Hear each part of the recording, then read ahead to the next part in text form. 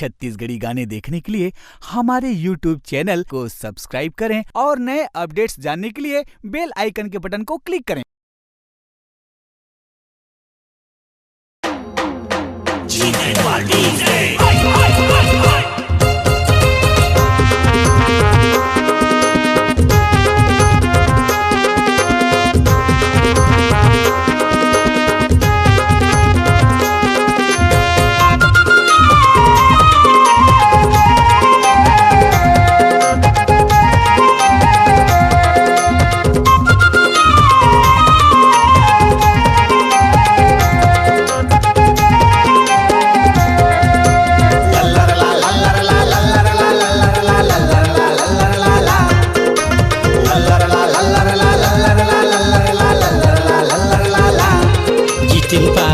DJ बाजी झुम झुम के बरतिया नाचिए सानू तोर मोर शादी माँ ए सानू तोर मोर शादी माँ।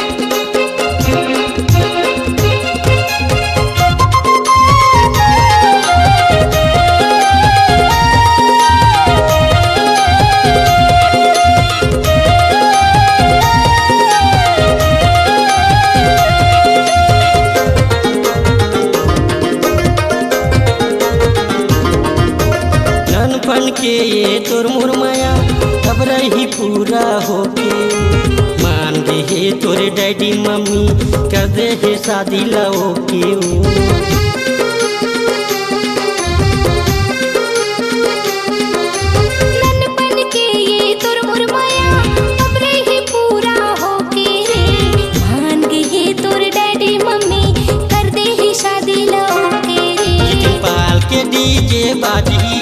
झुम झुम के बरतिया नाचिए सानू तोर मोर शादी माँ ए सानू तोर मोर शादी माँ।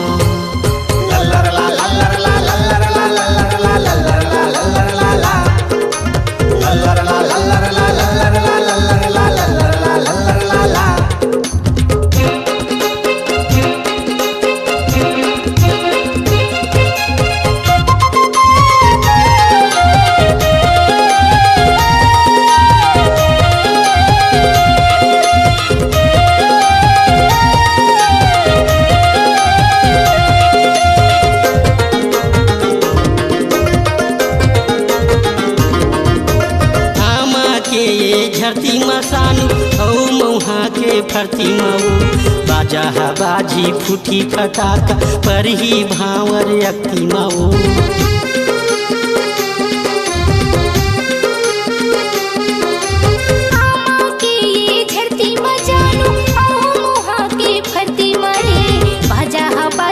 फूटी फटाका पर ही भावर अक्ति मारे जीतिन पाल के डीजे हवाज है झुम झुम के बरतिया नाचे ए जानू तोर मोर शादी माँ ए जानू तोर मोर शादी माँ।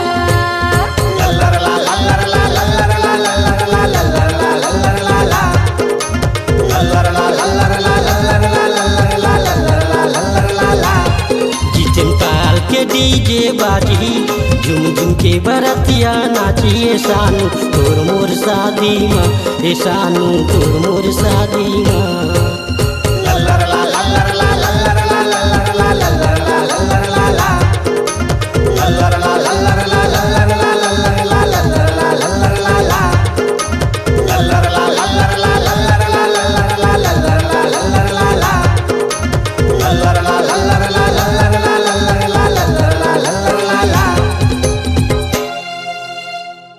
आपकी आपकी आवाज ही आपकी पहचान है। यदि आप अपनी आवाज को एक नया आयाम देना चाहते हैं तो चले आइए मल्टी ट्रैक डिजिटल रिकॉर्डिंग के लिए AVM audio video studio, Khamtarai, Raipur. Mobile number 9301523929 और 7869646201।